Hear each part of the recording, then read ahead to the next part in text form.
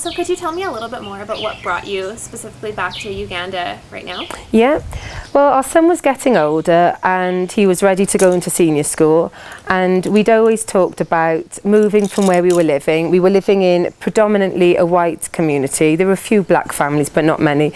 So we'd always talked about moving either to the city, to a very diverse community, or then we started talking about Uganda, just to basically give him the experience of living in his birth culture while he went through the teenage years. Because reading stories and books by adult, transracially adopted adults, you know, who had been adopted from different countries, they all talked about this struggle that they had with identity in their teenage years. So I just thought, and my husband thought, it might be easier for him to go back to his home country and for him to hopefully start to relearn his language, which he lost when he went back to Wales, and just to get a better identity as an African man.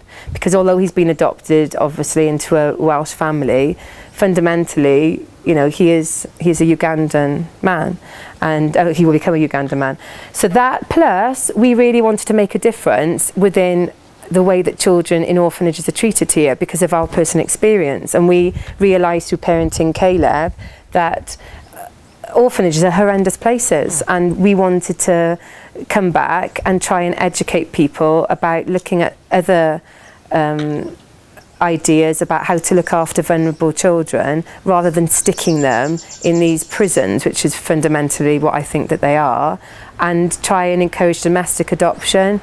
And yeah, I mean, that was the first thing when we first came back. It was all about domestic adoption until we realised that most of the kids in orphanages have living relatives, and that's when the whole journey began to shift from focus on adoption to focus on to resettlement, getting children home and getting them back to their birth families.